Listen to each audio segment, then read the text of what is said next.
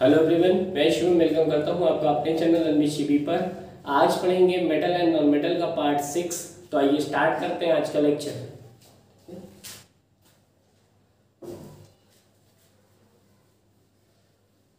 अब जरा देखिए, आज पढ़ेंगे metal oxides.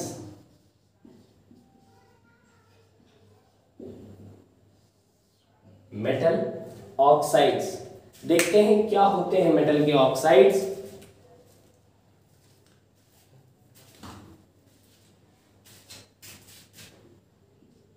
These are generally basic in nature.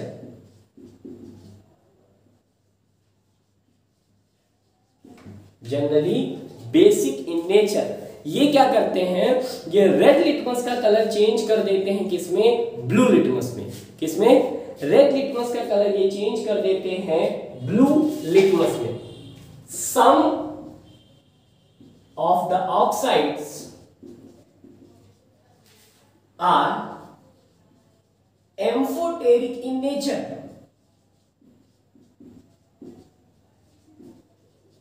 मतलब एसिड एंड बेस दोनों की तरह ये रिएक्शन करते हैं। दोनों की तरह क्या करते हैं, ये रिएक्शन करते हैं। अब होगा क्या इसमें, जो mostly metal oxides are insoluble in water, but alkali metals oxides are soluble। जो एल्कली मेटल के ऑक्साइड्स होते हैं वो सल्यूबल होते हैं। किसमें, वो आपका वाटर में सल्यूबल होते हैं। जैसे एग्जांपल देखिए, ये बात आपको क्लियर हुई कि ज्यादातर मेटल ऑक्साइड बेसिक नेचर के होते हैं, लेकिन कुछ मेटल ऑक्साइड ऐसे हैं जो कि एम्फोटेरिक नेचर के होते हैं। जैसे एग्जांपल देखो, एग्जांपल देखते हैं। पहला Na2O प्लस H2O, तो ये बनाता है 2NaOH aqueous. 2NaOH aqueous. K2O plus H2O या आपका बनाता है 2KOH। 2KOH, ठीक है। अब देखिए, aluminium oxide and zinc oxides are insoluble in water. Are insoluble in water and it behaves like amphoteric oxide।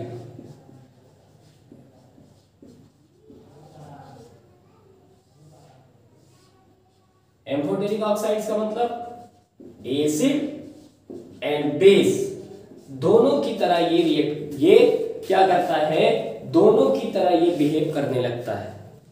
ठीक है, मतलब जो आपका Zn का ऑक्साइड है और एल्युमिनियम का ऑक्साइड है, मतलब जो ZnO है और Al2O3 है, ये दोनों की तरह रिएक्शन करता है।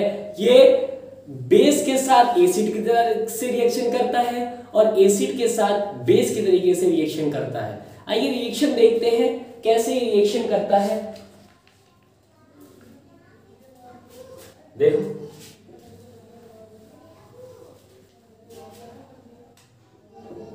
ZnO प्लस NaOH,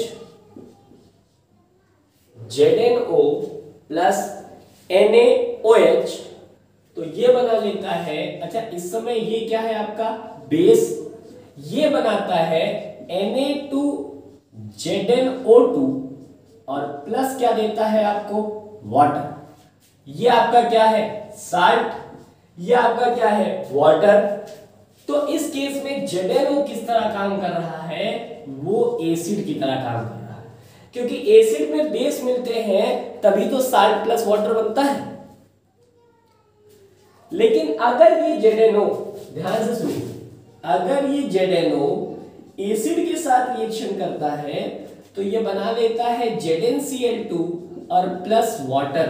अब आप बताओ ये क्या है, ये है साल्ट, ये क्या है वाटर, ये क्या है एसिड। तो इस केस में ये किस तरह बिहेव करेगा, इस केस में ये बेस की तरह बिहेव करेगा।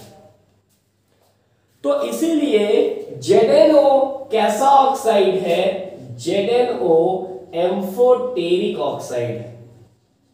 कैसा ऑक्साइड है, एम्फोटेरिक ऑक्साइड ZnO आपका एम्फोटेरिक ऑक्साइड है। ऐसे Al2O3 को चेक करते हैं, देखो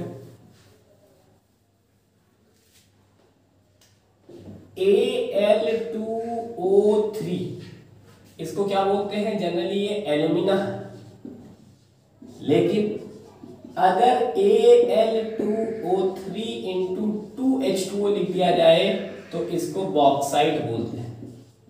क्या बोलते हैं, बॉक्साइट। अब देखो अगर Al2O3 ये NaOH के साथ रिएक्शन करता है, किसके साथ, NaOH के साथ रिएक्शन करता है, तो ये बना लेता है 2NaAlO2 और प्लस क्या है H2। ये क्या है आपका साल्ट, ये आपका क्या है बेस, उसमें ये किस तरह रिएक्शन करता है, एसिड की तरह। ये क्या बनाता है, सोडियम एल्युमिनियम ऑक्साइड बना लेता है, सोडियम एल्युमिनियम ऑक्साइड जो कि एक साल्ट है। इस केस में Al2O3 किस तरह बिहेव कर रहा है, एसिड की तरह। लेकिन अगर इसका रिएक्शन HCl से करा दिया जाए, इसका रिएक्शन HCl से करा दिया जाए तो ये बनाता है 2AlCl3 प्लस 6 प्लस 3 वाटर। अब बताओ ये क्या है आपका एसिड, उस केस में ये किस तरह होगा, बेस। तो एक और ऑक्साइड मिल गया कि ये भी आपका क्या है, ये भी आपका कौन सा ऑक्साइड है, एम्फोटेरिक ऑक्साइड।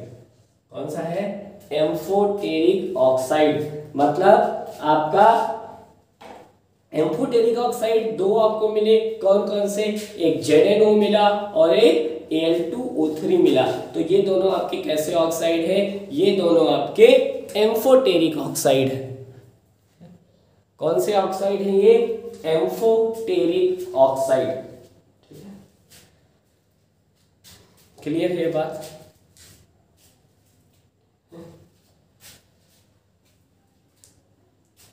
अब अगर आपसे कोई पूछे कि मेटल नॉन मेटल के साथ कैसे रिएक्शन करता है, तो मेटल नॉन मेटल के साथ जब रिएक्शन करता है तो वो क्या बना लेता है, वो बनाता है आपका, ठीक है, वो एक कंपाउंड बना लेता है, जिस कंपाउंड को कौन सा कंपाउंड बोलते हैं, आयनिक कंपाउंड बोलते हैं। कौन सा कंपाउंड, आयनिक कंपाउंड बोलते हैं।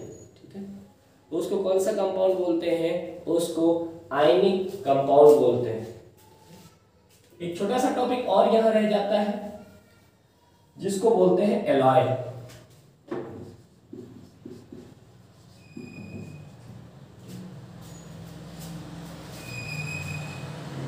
It is the homogeneous mixture of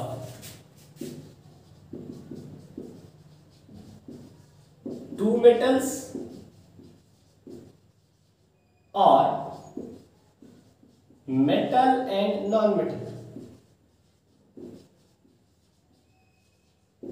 are metal and non-metals।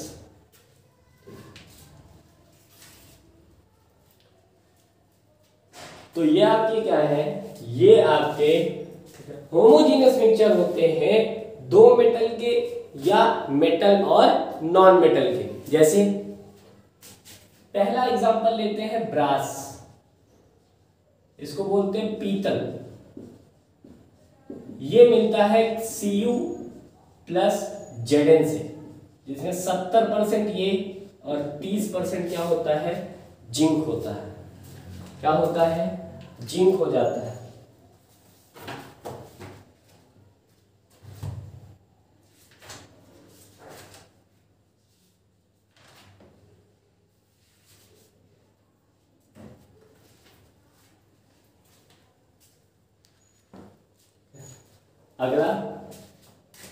अगला एलॉय लिखते हैं जिसको बोलते हैं ब्रोंज,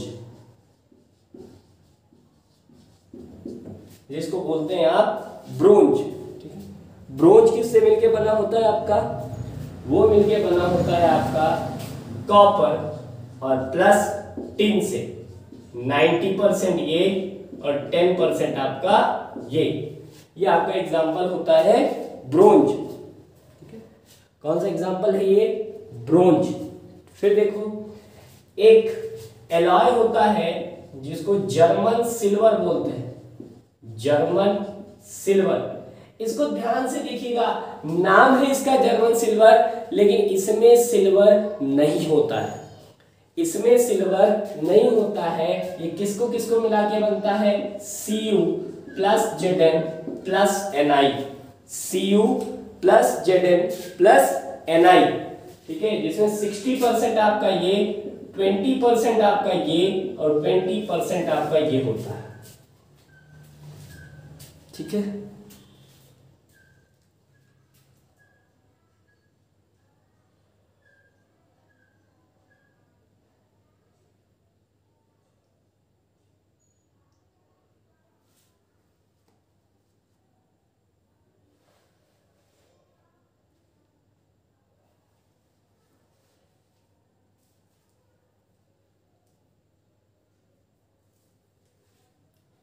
फिर ऐसे ही आपका सोल्डर होता है,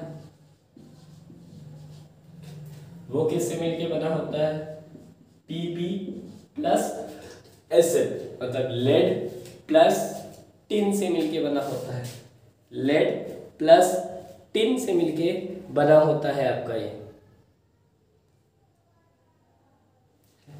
फिर ऐसे ही स्टेनलेस स्टील, ऐसे ही स्टेनलेस स्टील, ये किससे बना होता है, Fe plus Cr plus Zn plus Ni, Fe plus Cr plus Zn। ठीक है, Zn, ठीक है, ताकि इसका क्या लिख लेते हैं, कार्ब। तो ये स्टेनलेस स्टील होता है। ठीक है, अब एक छोटा सा टॉपिक यहां रह जाता है, इसको बोलते हैं एमेलगम।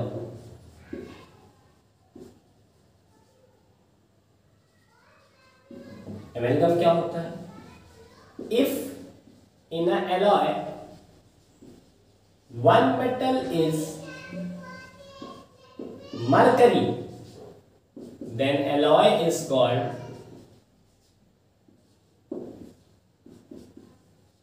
एमेलगम।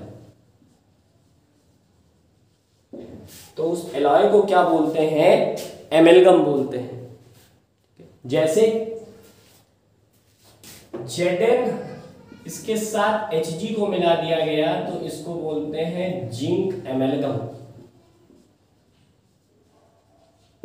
इसको क्या बोलते हैं, जिंक एमेलगम।